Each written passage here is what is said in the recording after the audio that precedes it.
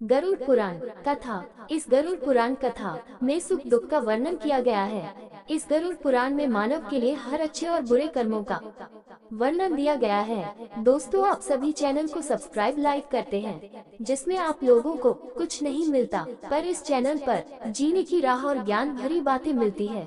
तो आपसे निवेदन है कि हमारे चैनल को आप सब सपोर्ट करें और हौसला दें कि हम आप लोगों के लिए अच्छा ज्ञान, अच्छी बातें और अच्छे राह पर चलने के लिए अच्छा ज्ञान आप सबके लिए पहुंचाता रहूं। नमस्कार मित्रों, आप सबका हमारे चैनल पर स्वागत है। दोस्तों, इस चैनल पर सारे वेदों का ज्ञान मिलेगा। गरुड़ पुराण अध्याय 9। मरणासन व्यक्तियों के निमित्त किए जाने वाले कृत्य। गरुड़ उवाच। गरुड़ जी बोले थे, प्रभु आपने आतुरकालिक दान के संदर्भ में भली भांति कहा। अब म्रियमाण मरणासन व्यक्ति के लिए जो कुछ करना चाहिए उसे बताए। श्री भगवान उवाच। श्री भगवान ने कहा, हे तार्क्ष्य, जिस विधान से मनुष्य मरने पर सद्गति प्राप्त करते हैं, शरीर त्याग करने की उस विधि को मैं कहता हूँ, सुनो। कर्म के संबंध से जब प्राणी अपना शरीर छोड़ने लगता है तो उस समय तुलसी के समीप गोबर से एक मंडल की रचना करनी चाहिए। वहाँ उस मंडल के ऊपर तिल बिखेरकर कुशों को बिछाए। तदनंतर उनके ऊपर श्वेत वस्त्र के आसन पर शालिग्राम शिला को स्थापित करें। जहाँ पाप, दोष और भय को हरण करने वाली शालग्राम शिला विद्यमान है, उसके सन्निधान में मरने से प्राणी की मुक्ति सुनिश्चित है।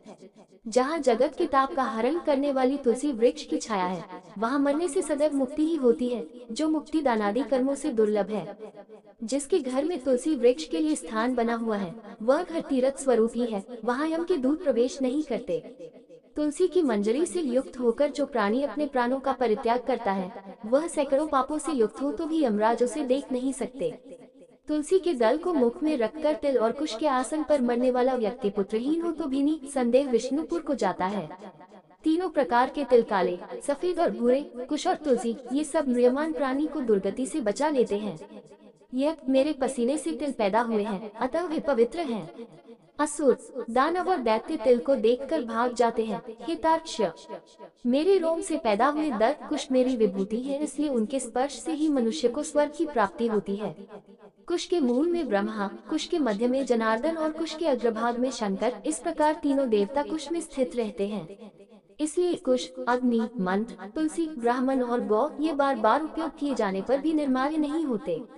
पिंडदान में उपयोग किए दर्प, प्रेत के निमित्त भोजन करने वाले ब्राह्मण, नीच के मुख से उच्चरित मंत्र, नीच संबंधी गाय और तुलसी तथा चिता की आग, ये सब निर्माल्य अर्थात अपवित्र होते हैं। गोबर से लीपी हुई और कुश बिछाकर संस्कार की हुई पृथ्वी पर आतुर मरणासन व्यक्ति को स्थापित करना चाहिए। अंतरिक्ष का परिहार करना चाहिए, अर्थात चौकी आदि पर नहीं रखना चाहिए। ब्रह्मा, विष्णु, रुद्र तथा अन्य सभी देवता और हुताशन अग्नि, ये सभी मंडल पर विराजमान रहते हैं, इसलिए मंडल की रचना करनी चाहिए। जो भूमि लेपरहित होती है, अर्थात मल मूत्र आदि से रहित होती है, वह सर्वत्र पवित्र होती है, किंतु जो भूमि भाग कभी लीपा जा चुका है या मल मूत्र आदि से दूषित है, वहाँ पुनः लीपने पर उसकी शुद्धि हो जाती है। बिना लीपी हुई भूमि पर और चारपाई आदि पर या आकाश में भूमि की सतह से ऊपर राक्षस, पिशाच, भूत, प्रेत और यमदूत प्रविष्ट हो जाते हैं।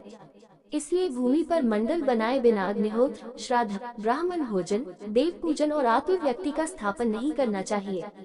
इसलिए लीपी हुई भूमि पर आतुर व्यक्ति को लिटाकर उसके मुख में स्वर्ण और रत्न का प्रक्षेप करके शालग्राम स्वरूपी भगवान विष्णु का पाददाग देना चाहिए। जो शालग्राम शिला के जल को बिंदु मात्र भी पीता है, वह सभी पापों से मुक्त हो वैकुंठ लोक में जाता है। इसलिए आतुर व्यक्ति को महापातक को नष्ट करने वाले गंगा जल को देना चाहिए। गंगा जल का पान सभी तीर्थों में किए जाने वाले स्नान दान आदि के पुण्य रूपी फल को प्रदान करने वाला है। जो शरीर को शुद्ध करने वाले चांद्रायन व्रत को 1000 बार करता है और जो एक बार गंगा जल का पान करता है, वे दोनों समान फल वाले रहते हैं। हे तार्क्ष्य, अग्नि के संबंध से जैसे रुई की राशि नष्ट हो जाती है, उसी प्रकार गंगाजल से पातक भस्मसात हो जाते हैं। जो सूर्य की किरणों से संतप्त गंगा के जल का पान करता है, वह सभी योनियों से छूटकर हरि के धाम को प्राप्त होता है। अन्य नदियां मनुष्यों को जलावगाहन स्नान करने पर पवित्र करती हैं, किंतु गंगा जी तो दर्शन, स्पर्श, दान अथवा गंगा इस नाम का कीर्तन करने मात्र से सैकड़ों, हजारों पुण्यरहित पुरुषों को भी पवित्र कर देती हैं। इसलिए संसार से पार लगा देने वाली गंगा जल को पीना चाहिए। जो व्यक्ति प्राणों के कंठगत होने पर गंगा गंगा ऐसा कहता है, वह विष्णु लोक को प्राप्त होता है और पुनः भूलोक में जन्म नहीं लेता। प्राणोत्क्रमण, प्राणों के निकलने के समय जो पुरुष श्रद्धायुक्त होकर मन से गंगा का चिंतन करता है वह भी परम गति को प्राप्त होता है। अतः गंगा का ध्यान, गंगा को नमन, गंगा का संस्मरण करना चाहिए और गंगा जल का पान करना चाहिए। इसके बाद मोक्ष प्रदान करने वाली श्रीमद् भागवत की कथा को जितना संभव हो उतना श्रवण करना चाहिए। जो व्यक्ति अंत समय में श्रीमद् भागवत के एक श्लोक, आधे श्लोक अथवा एक पाठ का भी पाठ करता है, वह ब्रह्मलोक को प्राप्त होकर पुनः संसार में कभी नहीं आता। ब्राह्मण, क्षत्रिय और वैश्य को मरण काल में वेद और उपनिषदों का पाठ तथा शिव व विष्णु की स्तुति से मुक्ति प्राप्त होती है।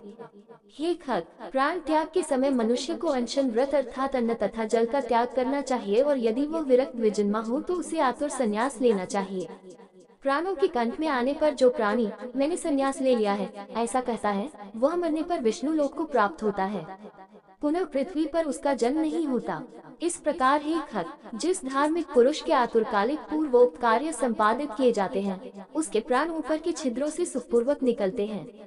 मुख, दोनों नेत्र, दोनों नासिकारंध्र तथा दोनों कान, ये 7 ऊपर के द्वार छिद्र हैं। इनमें से किसी द्वार से सुकृति पुण्यात्मा के प्राण निकलते हैं और योगियों के प्राण तालुरंध्र से निकलते हैं। अपान से मिले हुए प्राण जब पृथक हो जाते हैं तब प्राणवायु सूक्ष्म होकर शरीर से निकलता है।